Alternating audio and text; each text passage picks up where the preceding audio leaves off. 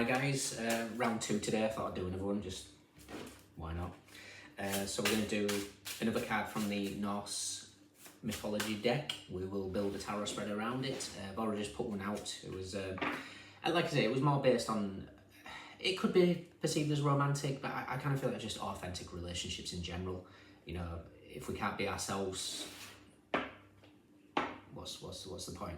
So there's something there about maybe analysing, letting Jupiter slow down things to show connections in some format.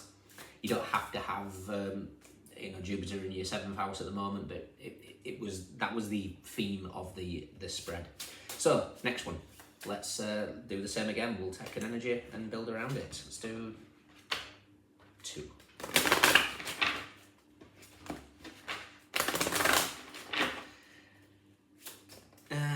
We have LAGUZ. Beautiful. LAGUZ is the energy of, it's emotion, it's water. Oh, how interesting. Oh, it'd be really interesting if Fehu or Issa is at the bottom. Oh, Sewillow, even better. So to create LAGUZ, we kind of have to take the primal fire of Fehu with the Issa, which is ice. So fire and ice then allows the flow. Because as a straight line, that would be Issa. And then obviously we need fire or heat or Sewillow, the sun, to melt the ice, and it turns it into emotions.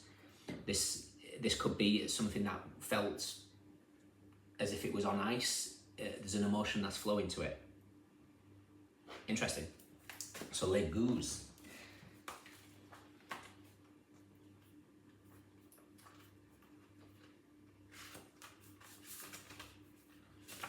When is LAGUZ? It's around about the beginning of May. Water flows easily and intuitively. It conforms to rocks, smoothing them in its passage. It takes the path of least resistance, remaining flexible in its travels. Water is life, and water is us. It is the wellspring of wisdom, nourishing and regeneration. It is the bridge to our higher selves, connecting us to those shimmering currents of weird that lie within us all. To call upon LAGUZ is to call upon the natural serenity within the emotional tides of our hearts, helping us remember who we were before the waves came crashing down around us. This 21st rune forms a bridge of peace between our murkiest depths and our clearest wading pools. It cleanses us while aiding us to reconcile and understand the storm within us all. It gives us the power to temper the internal chaos, to draw upon our greatest strength and our intuition, to see a gentler path forward and navigate towards it. I'm seeing the seven of wands, but I'm seeing it in a particular deck where they've got these sandbags to block the emotions from going, we'll say to speak, and the water's become stagnant, and it feels like, yeah, it's like there's going to be some sort of surge of the sun has hit the ice, and now we get LAGUZ. Okay, interesting. So let's do 2 more.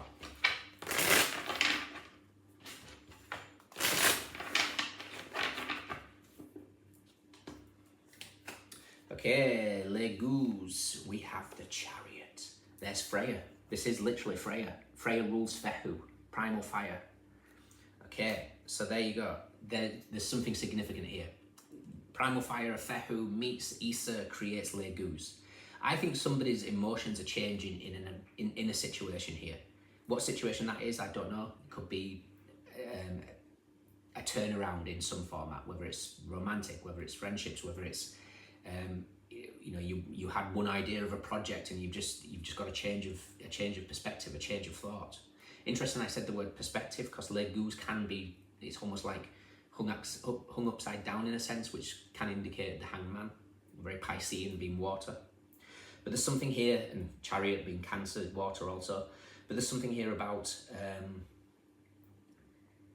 a shift, a change in thought processes.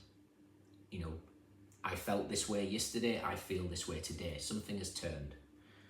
What do we know? Ooh. What don't we know? Wow. This is powerful. Whatever this is, we've got 3 major arcanas already, and we're literally 6, 7, and 8. Recent past. I was just going to say, I bet the King of Pentacles comes out, because I was looking at 6, and then the 7 and 8, 78 out of 78 tarot cards is the King of Pentacles. He's the last card. How interesting. Advice. Wow. And potential outcome. Ooh. Somebody's emotions have completely changed directions here.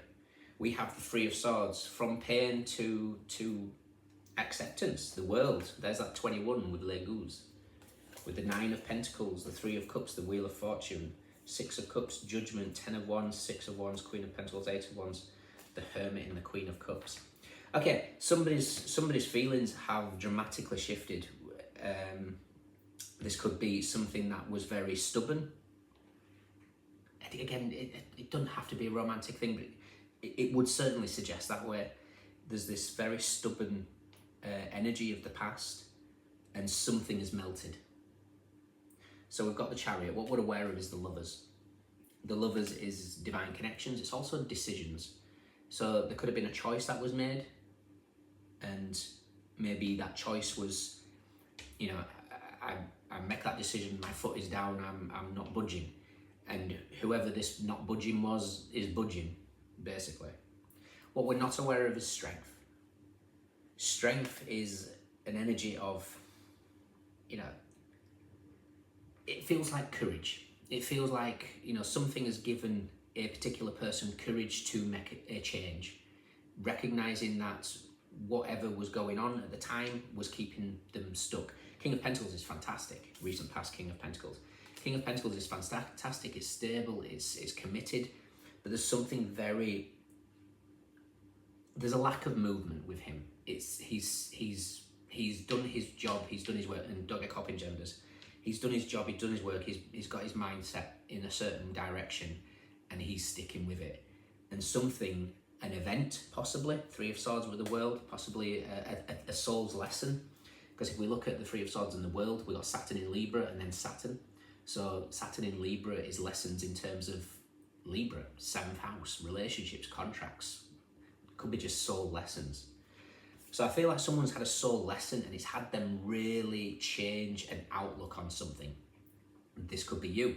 Perhaps you've had a big lesson in your heart here, and you're now looking at something in a different perspective. Perhaps somebody is looking at you in a different way. Whatever it is, there's a dramatic shift here, and you've been asked to stay grounded to a certain extent. You know, the Chariot is an energy of self-control. It's willpower. It's the solar plexus. Strong emphasis here of really rooting down and cleansing the chakras. You know, Chariot is a 7, so there's 7 chakras. But there's also something here about an event that was almost fated.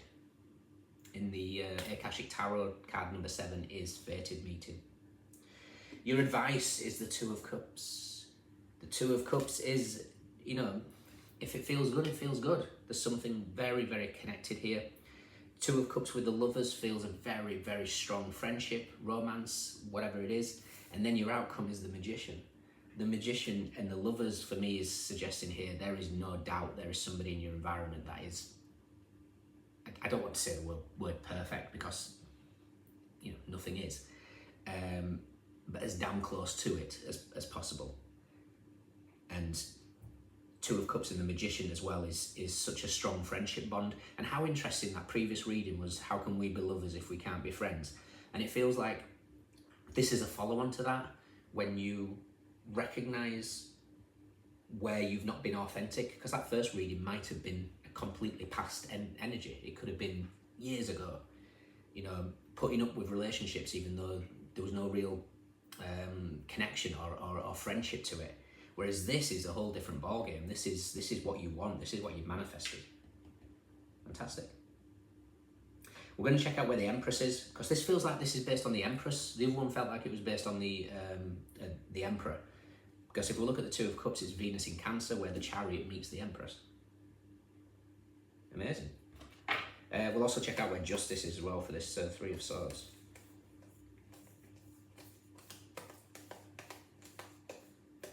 Empress is with the Sun and the Six of Pentacles. Okay, divine feminine energies. Don't dream it's over. It's there's some beautiful energy coming your way. I love seeing this.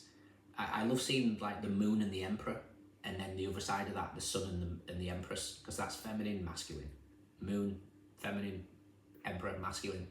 That's a beautiful energy. And then we've got the balance. We've got the Yin and Yang symbol above the head.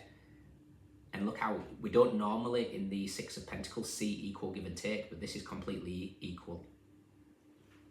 And then the Moon, perfect. Sun and Moon, look at that, Yin and Yang, balance. Fantastic.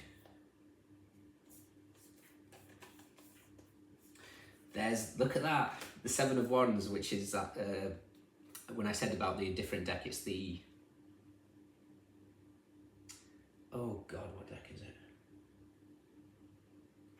I'm going to say the Wheel of the Year. I could be wrong. No, I'm going to go with the Wheel of the Year. But the Seven of Wands is here. It's like blocking this thing and realising now that the Eight of Cups is walking away from what no longer serves us, which is obviously being defensive, holding back emotions. And the Page of Cups is that exact emotion getting released. High Priestess straight afterwards. Okay. Justice is with the Ace of Swords and the Five of Pentacles. So this person's had a lesson in some format, whether this could be you as well, you know. A soul's contract, soul's lesson in terms of maybe feeling left out in the cold. Because at the end of the day, if we manifest the energy of being left out in the cold, it's because we're leaving ourselves out in the cold in some format. Look at everything as a mirror, you know. Drop the victim mentality and look at it as empowering energy. That something has had a breakthrough here because you've recognized where you've abandoned yourself. You've recognized where you've felt unworthy. You know, the Five of Pentacles is Mercury in Taurus. The Magician meets the Hierophant.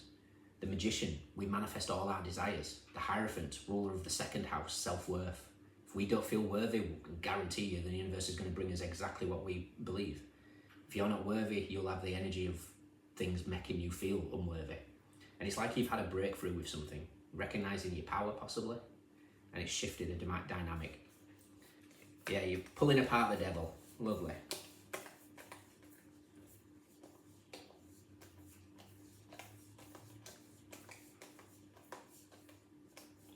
And the Hierophant is with Death and the King of Cups.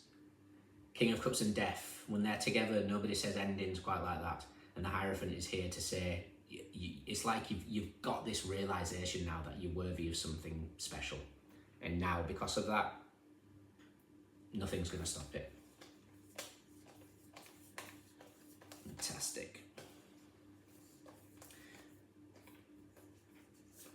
It's been fear of abandonment. It's held you back. And you realise now fear of abandonment was just an illusion and you were actually abandoning yourself in some format. What format? There's too many watching. It could be from childhood, it could be whatever it is, it could be, you know, not giving to yourself, not feeling worthy of the good stuff in life, I don't know. But something has shifted. Fantastic. Okay. How wonderful. Just because of that Six of Pentacles having the Yin and Yang, I'm just going to pull a few cards of the Yin and Yang Oracle.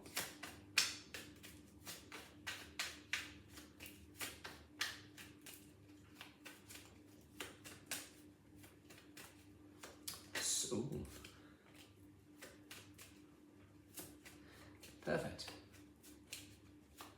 Advice. And outcome. Perfect. Okay, we have disharmony, triggers and conflict, which is what's happened here, because we've got facade and beliefs, but I kind of feel like you're looking at something as a mirror. You know, you're seeing the reflection in something.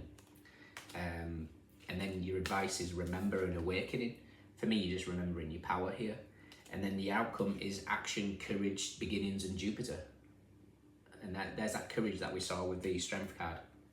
You know, something is encouraging you to just be in that energy of, you know what, I actually can create my reality. I can be worthy of the good stuff. And then something just shifts within you.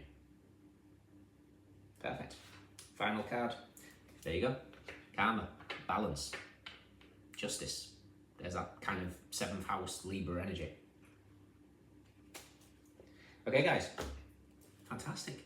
The primordial fire meets the rune of ice, and it breaks it down into a flow of emotions, and LAGUZ is here to I don't know, break the flood in a sense.